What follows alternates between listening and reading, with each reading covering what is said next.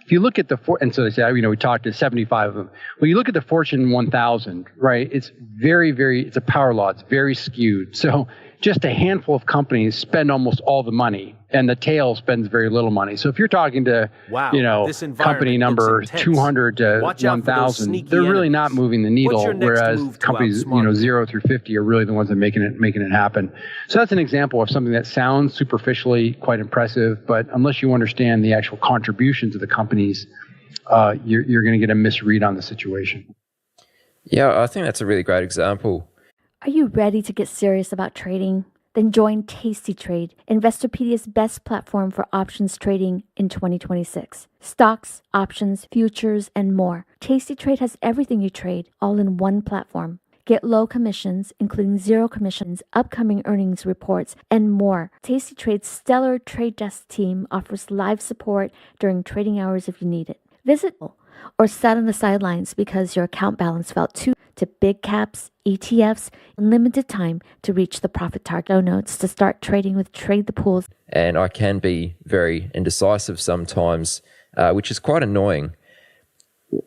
How do you suggest people deal with indecisiveness? Yeah, a lot of that is domain, depends on the domain you're dealing with. And sometimes your indecisiveness is not as good, more annoying than, like if you're taking forever to order at a restaurant off the menu or sitting in Starbucks and mulling over the different beverage choices.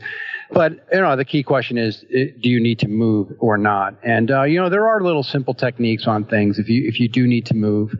A very simple technique that can get you moving a bit is just a plus minus column and just say, right, here's a decision. If I do it, here are the things that are good about it. On the minus column, here are things that are bad about it.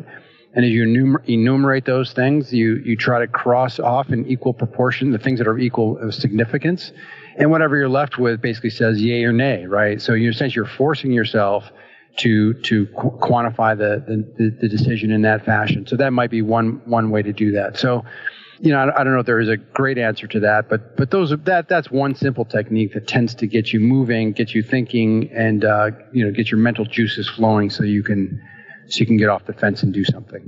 Sure. And are there any other exercises that one can do just in general to improve their decision-making ability? Yeah, if you especially if you're working in a group setting, almost always the main problem is that people don't surface different alternatives.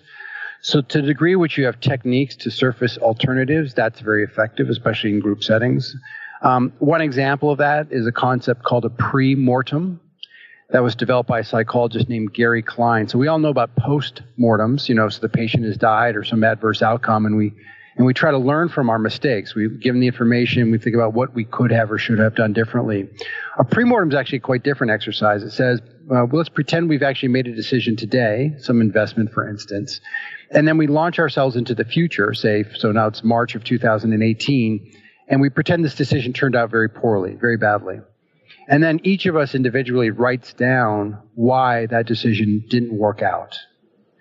And what's interesting is the fact that you put yourself in the future, looking back to the present, and the fact that you've not really made the investment, but you open up your mind in a certain way that allows you to consider and weigh more possibilities than simply projecting out ranges of outcomes. So it's a very interesting little technique that allows people to help their decision making, mostly by making sure their mind stays open. And then the other thing I'll just say, Aaron, which you probably guess I would say this, is that I'm just a big fan of people spending as much time as they can reading and thinking and exposing themselves to different points of view in a thoughtful, rigorous, and tolerant way, because I just think that exposure and that reading and that thinking allow you to be much more judicious as you do have to make specific types of decisions. As we've been talking about decision making here, and as this is something you've clearly been studying for quite a while now, have you come across any interesting neuroscience studies that kind of back this sort of thing up, which almost get at the reasons why human minds are in many ways flawed for investing? Yeah, actually, we wrote a little report about that, and I thought it was fascinating. We had a summer intern a couple summers ago who was terrific and had the audacity to write on his resume that he was interested in cognitive neuroscience. So we put him to work on that. And And what we did is we picked a number of the sort of these biases or these psychological issues, and we asked them to find the research for the neural correlates.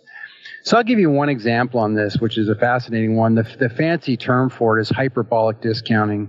But the concept's a very easy one, right? Which is something like this.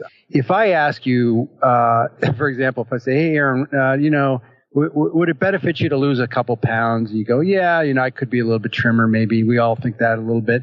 And I go, okay, that's great. So would you like to have dessert today? And you go, sure, I'll start my diet tomorrow, right? So in other words, our future selves are really good, but our present selves are not so good, right? And so if I say, what will your snack be a week from now versus your snack at this moment, people tend to pick the unhealthy snack now and the healthy snack a week from now, right? So there's a formal way we can model all that stuff, but that's the basic idea, is that we want immediate gratification, but we want to be good in the future. So it turns out, this is fascinating, that they put people in fMRI machines as they were making these kinds of decisions. And it turns out that different parts of your brain mediate those decisions. The more in the now moment decision is mediated by a more basic part of your brain. And the decisions about the future are mediated more by your prefrontal cortex, so more of your executive functioning. So it's quite literally, those questions get sent to different parts of your brain that deal with them in different ways. Cool example of how that process could basically work. And we give other examples as well, but that's one really nice case that was supported by work in the fMRI machines. Or, here's a series on television I love to watch, or what have you. And then you link it to your workout on the treadmill, right? So I'll only listen to Aaron's podcast when I'm running on the treadmill. So I can't do the fun thing until I'm doing the thing that I need to be doing. So by linking things together like that can be a motivating factor for people. Okay, that's kind of clever. Cool. Yeah.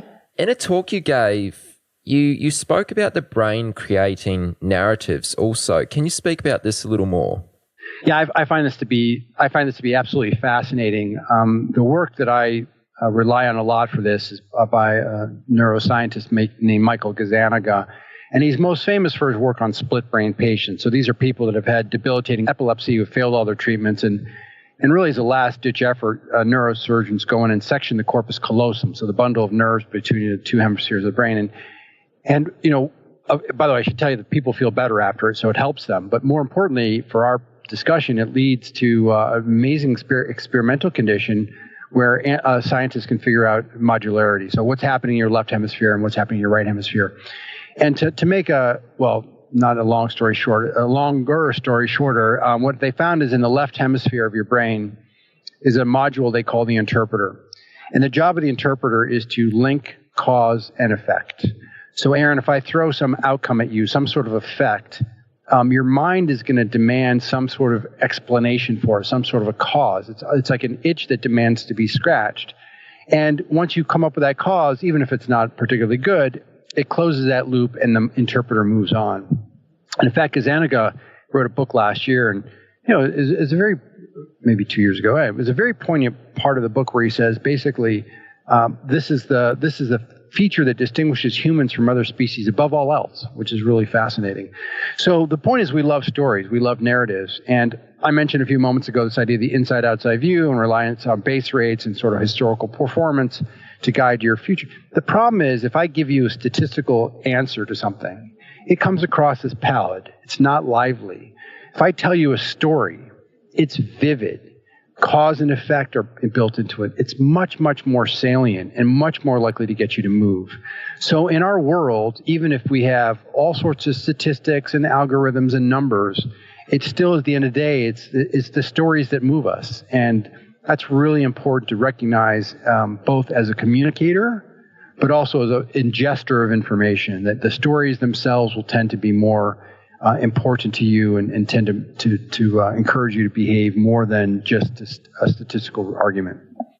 That's really interesting. So, I mean, if someone wanted to find out more about that, where's, what sort of things could they sources you might find that, and that's a nice little 4 or 5 page primer to get a sense of what we're talking about.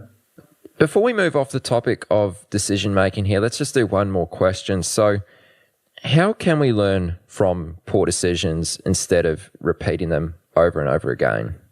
So, I first had the great honor of meeting Danny Kahneman in the mid-2000s and about a dozen years ago. And that was basically the first question I got to ask him.